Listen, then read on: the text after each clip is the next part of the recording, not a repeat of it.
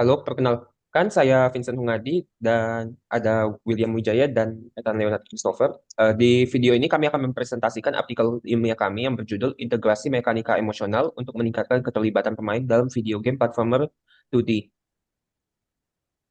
Untuk latar belakang ini di video ini, artikel ini pertama ada industri video game yang telah berevolusi dari sebatas hiburan sederhana menjadi sebuah media artistik yang canggih dan kompleks. Lalu, untuk mempertahankan minat keterlibatan pemain yang menjadi tantangan utama dalam pengembangan video game, metode konvensional yang biasa digunakan pun juga terlalu bergantung pada sistem reward sehingga menyebabkan kurangnya ketertarikan emosional dengan pemain. Lalu ada juga integrasi mekanika emosional di dalam permainan yang diperlukan untuk menciptakan pengalaman yang lebih bermakna dan imersif. Untuk tujuan penelitian ini sendiri, ya ada dua, yaitu yang pertama ada untuk mengatasi kurangnya ketertarikan emosional pemain dalam permainan video game dengan menambahkan mekanika emosional. Lalu ada tujuan kedua, yaitu membuat sebuah prototype game 2D platformer yang mengintegrasikan mekanik emosional sebagai fitur utama permainan.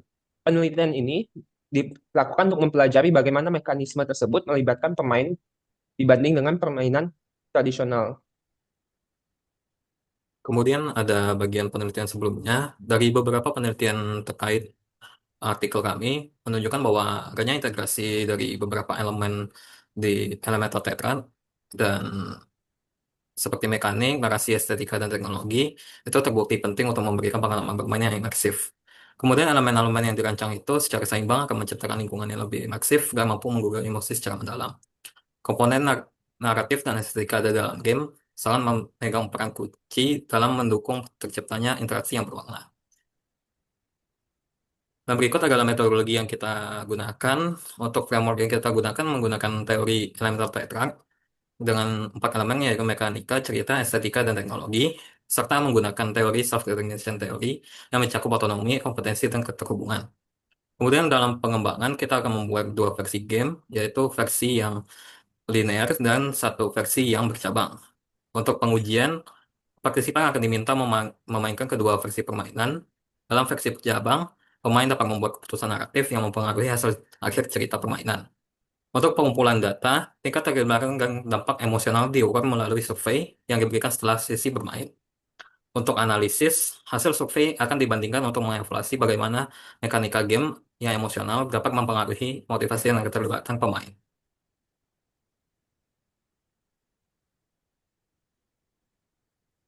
Untuk hasil penelitian, data dari 31 responden dianalisis untuk mengevaluasi dampak struktur naratif bercabang dibandingkan linear terhadap keterlibatan pemain. Berdasarkan kerangka self-determination theory, ada tiga. Yang pertama adalah otonomi atau keterlibatan naratif. Wilcoxon Sign Test menunjukkan peningkatan signifikan pada versi bercabang, mengindikasikan bahwa pilihan naratif meningkatkan rasa kendali dan keterlibatan. Ada juga kompetens atau hambatan naratif. Paired sample t-test tidak menunjukkan perbedaan signifikan, meskipun versi bercabang sedikit mengurangi frustasi. Untuk bagian relatedness atau imersi naratif, skor rata-rata versi bercabang lebih tinggi, namun tidak signifikan secara statistik.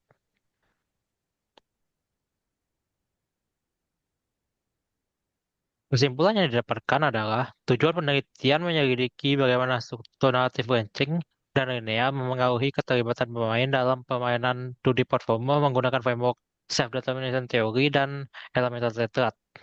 Metode yang digunakan adalah peserta memainkan dua versi game yang linear dan bercabang. Kemudian keterlibatan pemain diukur menggunakan kuesioner tentang autonomi, kompetensi, dan keterkaitan.